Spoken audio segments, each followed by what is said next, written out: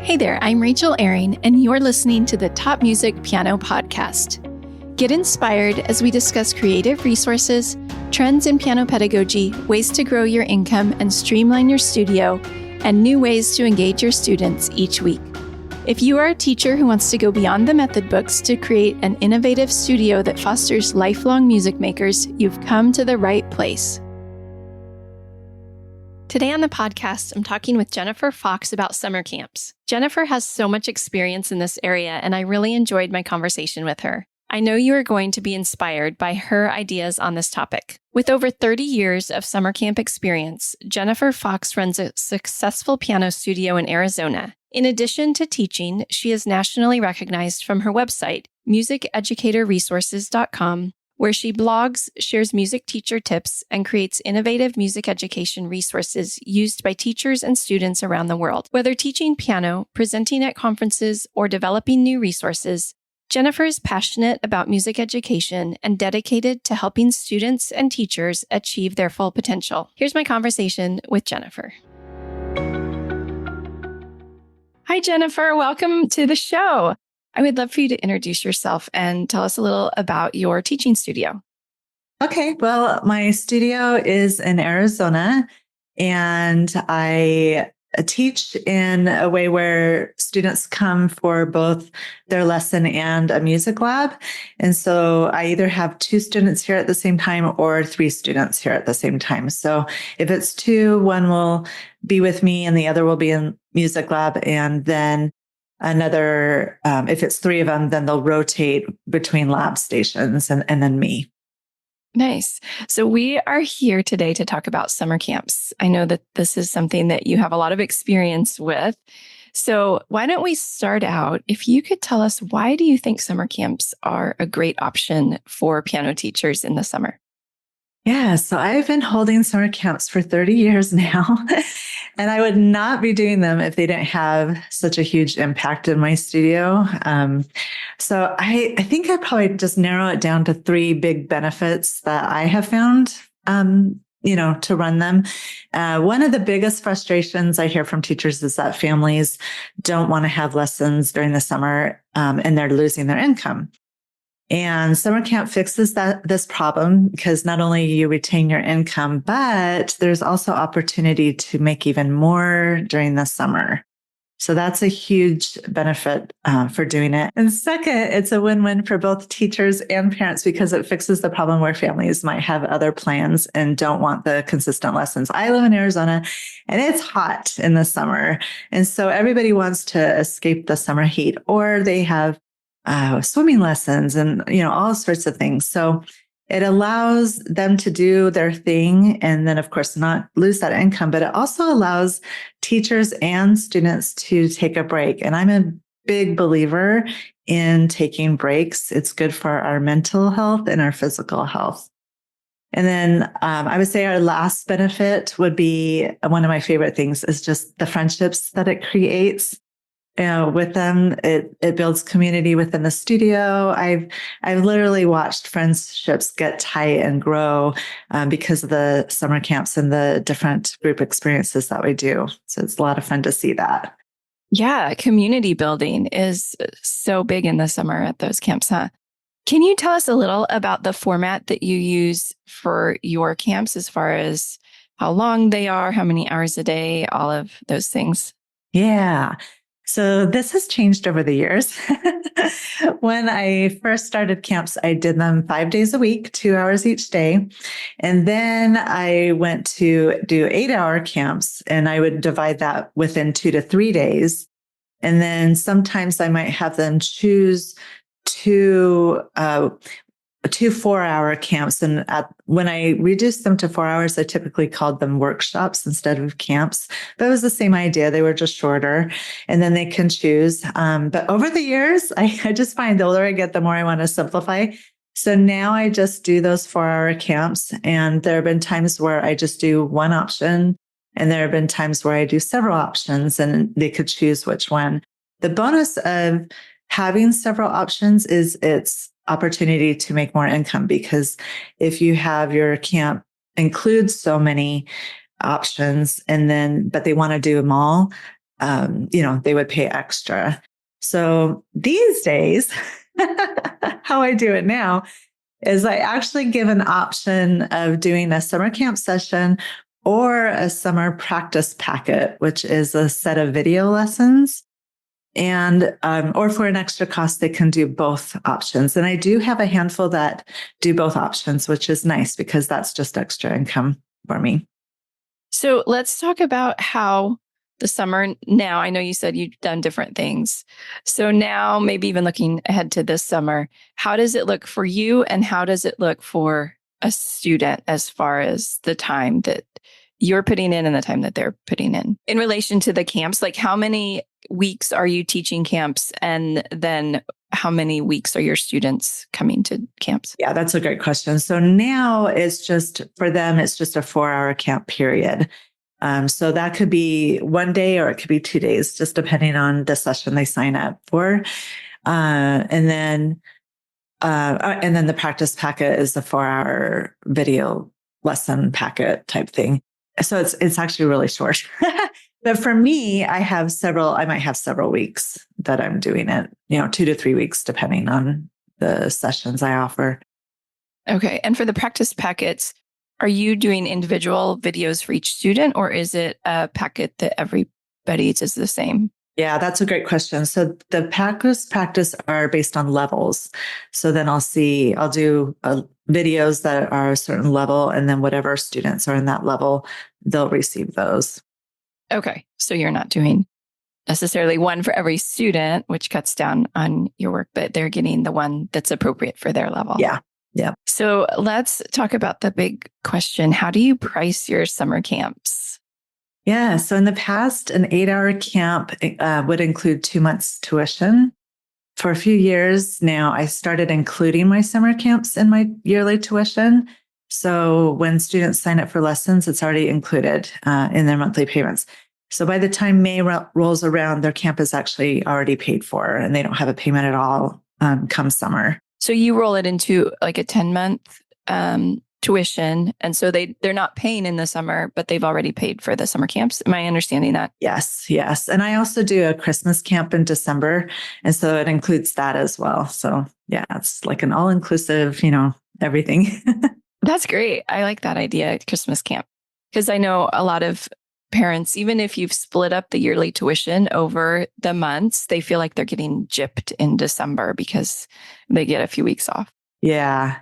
It works nice. And the students really love it. Yeah. Oh, I bet. There's so many fun things you could do with that too. Yeah.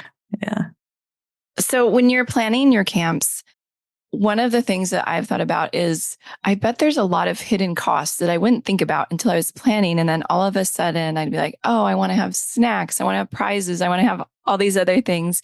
Can you talk a little about that and how you incorporate that into the fees so that you don't end up losing money in the process? Right. Yeah. So if you're not including in your tuition, and even if you are, you have to think about all this stuff too, so you know what to charge regardless. So yes, you'll want to plan on snacks for sure. If you don't want to provide snacks, you don't necessarily have to. If you could have them just bring their own snacks. So if you don't want to worry about that, because there's a lot of allergies, going on and stuff nowadays. And if you don't want to just worry about that, just tell them to bring their own. And then depending how long the session is, because occasionally I'll have just 4-hour and 1-day session, I'll actually have them bring their own lunch. So if it's more of a snack, I'll go ahead and handle the snacks. But if it's a lunch, I won't do the lunch. They'll bring their own lunch. Crafts are a great brain bake activity. So if you can include it, I would recommend it. But there's a cost to crafts typically. So you want to think about that. But I love doing crafts because it gives that downtime. It gives them the opportunity to just chit chat, while they're doing the crafts, which is kind of fun to hear those conversations that are going on. And then, of course, if you want to purchase a camp, there will be a cost with that and any games that might go along with what you want to do. When I first started summer camps, I did purchase my camps and it saved a lot of time, a lot of lesson planning time. Everything was just spelled out and it really reduced the stress of trying, to do a summer camp. And then one other thing that I invested in many years ago was a projector. And I use it all the times in camps. Not something you typically think about, but I use it to project games and all sorts of things. I'm curious, do you do your camps outside or indoors? Because I'm sure space could also be an issue for teachers. Yeah, I do both, depending on the camp. And I'm in Arizona, so we have to, it gets hot. So it gets a little tricky. So if I do have outdoor activities, they have to be, timely. I have to keep that in mind when I schedule the sessions, when it's going to be, and when we have to do it at the beginning of the camp because it'll get too hot later and all those kind of things you don't think about. Yeah, for sure. So you mentioned purchasing camps, and I know that you have some summer camps available for teachers to purchase. Can you talk a little about those and what's available? Yeah. So I would say my Let's Go to the Movies is definitely a popular one with both my studio and with other teachers. In that one, students learned about silent films and became actors in their own silent films. So they created their own silent film. They came up with a story and everything. And then they had a chance to play along with their silent films and other silent films. And then I had an opportunity where they played more of a producer role where they would choose music that would go along well with a particular silent film. And we would have different, kind of watch different, possibilities and see, okay, that doesn't really go with that kind of thing, And then they also learn about film scoring, careers and history of silent film and music film in general, and then music composers. So that one's a fun one. And then my students also loved our stop motion animation camp. So in that one, they learned how to do stop motion animation. They create their animation story and learn how to create short animated sequences and bring their stop motion animation movie to life. And of course, how we bring it to life, besides, moving the objects around, is through music. Because you're thinking, okay, stop motion, what does that have to do with music? But yes. And so bring it to life with music and optional sound effects and, of course, narration. They loved that one. And we work with different art mediums. So we'll work with clay animation and then toy animation and, experience different things. That sounds so fun. I want to come to that one. Yeah. It was so fun. do they compose the music or they find music that's already composed or what? You can, but we just found music already. That if you wanted a longer camp, that would be a perfect thing to do that with. Yeah. So tell us what's included if a teacher purchases one of your camps. What should they expect to get in the packet? So pretty much my camps include everything that they would need. If it doesn't include a particular thing that I had to use something outside of something that I can include, then I would note that, for example, stop motion animation, I recommended a particular app that we used. But as far as any others, I would, if it included, or if we did particular games, I would include the game. That kind of stuff. So all the lesson planning, I break it down, this should be about this long in length, what I found. But of course, that will vary. So you have to have a little bit of wiggle room depending. I notice when I do my camps, depending on the group, sometimes I'll go faster with one group and slower with another. So you just have to keep stuff like that in mind. Yeah. Is there an age range that they're geared toward? I personally like to have mixed age camps because it's easier for parents. When I teach a lot of siblings, and so it's easier for them to just, bring all their kids there. So that's typically what I do. But if I have a particular, like I have done an accompanying camp and conducting camp as well. And the accompanying one in particular is more geared towards the older kids. So it'll just depend on the camp. But most of them are mixed. Okay. So you mentioned a couple that I think are some favorites of your students. Is there one that is a favorite for you to teach? Yeah. So I did love the ones that I mentioned, but I do also like to do a practice camp every few years with my students. And the nice thing about that one is, even though I repeat it, I probably do it every 3 to 4 years. The experience is different for students the second time they take it, because like if they started at 8 years old and then had it at 11, the maturity level from 8 to 11 is different. And then their level in playing is also hopefully different. And so they get new things out of it, and they usually don't remember, a few years prior to, they might remember some things, but not everything. Can you give us an example of what the practice camp looks like? Yeah. So we go really dive into ways that they can practice anything from like color coding. We'll practice the color coding and breaking out sections, how to bridge sections together, really the practice tips that you want them to be doing, and really going into that. And then I'll have like I said, I like crafts, and they're good brain break activities. So I'll have maybe a craft that they'll make something that has to do with their practicing that they could use, like some little thing that they could put on their music and, change the where they are at or something, different things. That one makes me think maybe some of these camps could be used as workshops throughout the year. Have you ever done that, or would they work as workshops maybe to bring in a little extra income during the year or add studio value?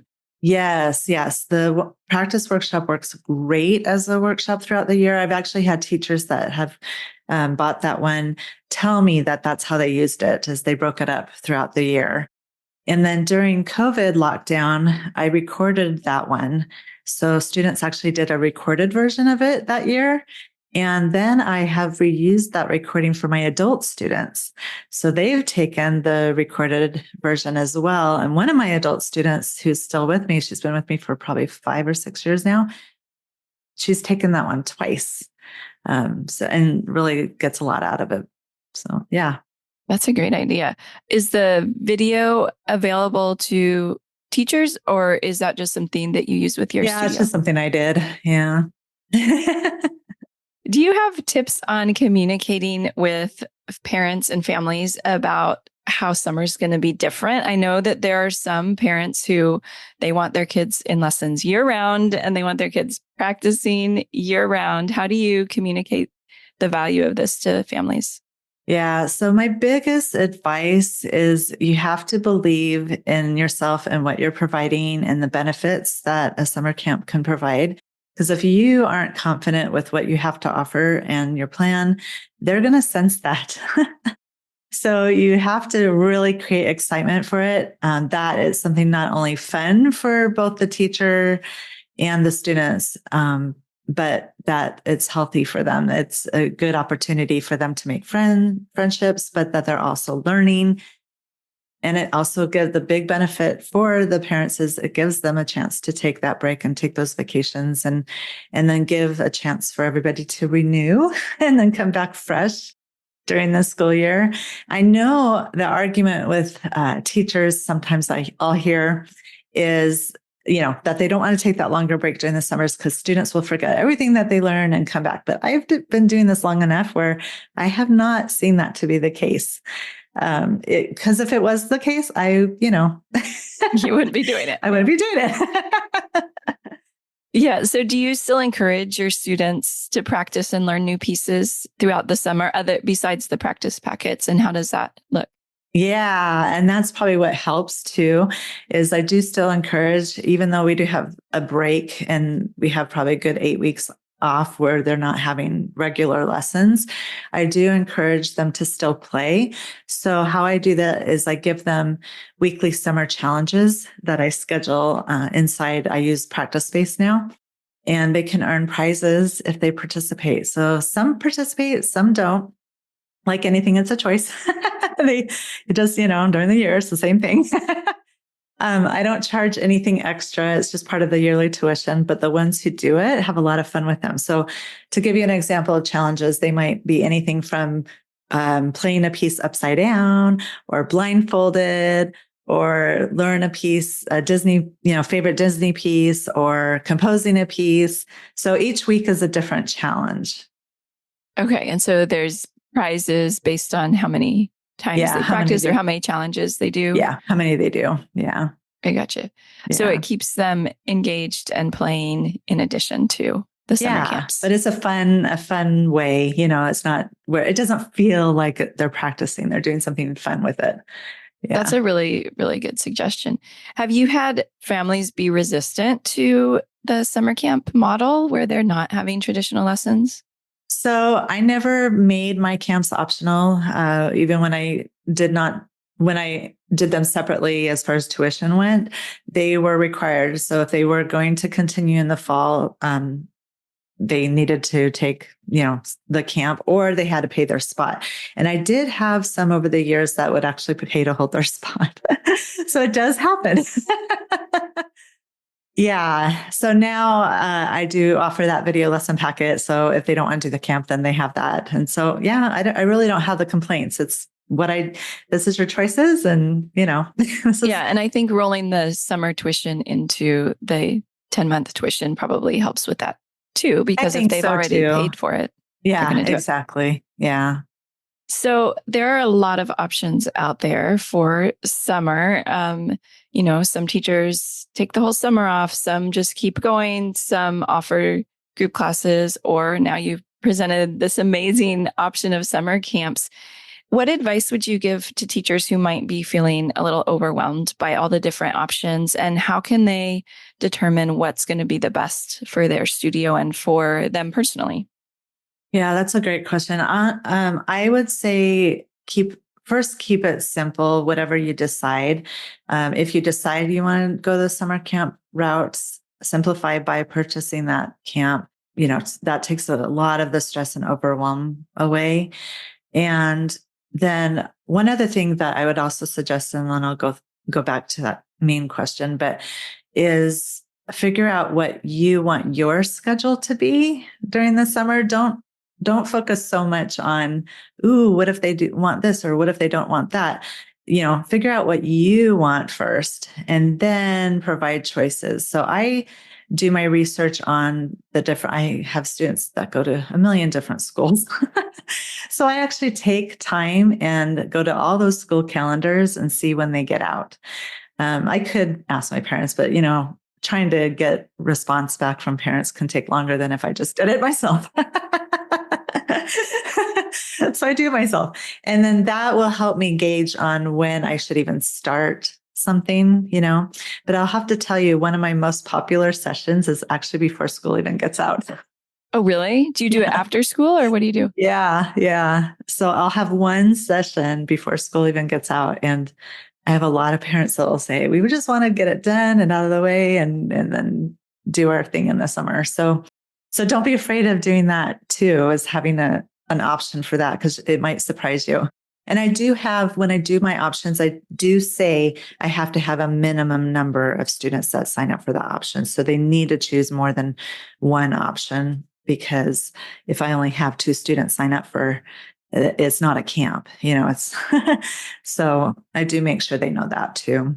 Yeah, that's a good idea, because sometimes there's a couple of weeks after your spring recital, but before school's out, where you could have a little camp in the middle there. Mm-hmm. I like that. Yep. Yeah. I liked what you said about figuring out what you want your summer to look like. I know I'm a people pleaser. And so if I start asking, I'll end up wanting to do what everybody else wants. Some people want, lessons all summer. Some people want 1 week off. Some people want a different week off. And so I think that's a really good place to start, is figure out what's best for you and your family, and then go from there.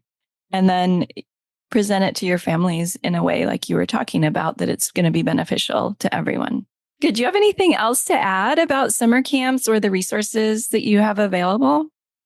Well, you can find lots of blog posts, the camp lesson plans and activities already done for you, and fun games on my website. So that's musiceducatorresources.com.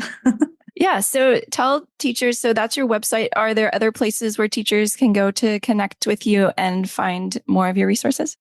Yeah. So you'll also see me on pretty much all the social media platforms. I'm mainly on Facebook and Instagram. That's where you can find me the most. And I'm also on YouTube, where I share music teacher tips for the independent music teacher. So matter of fact, episode tip number 37 is on summer camps too. So if you want to look at that, you can. Great. So we'll put those links in the show notes. Jennifer, it was so fun to talk with you today. And thank you so much for sharing all your insights. I feel inspired about summer camps and planning for summer, and I'm sure all of our listeners will feel inspired as well. So thank you. Oh, good. Well, thank you. Thanks for having me.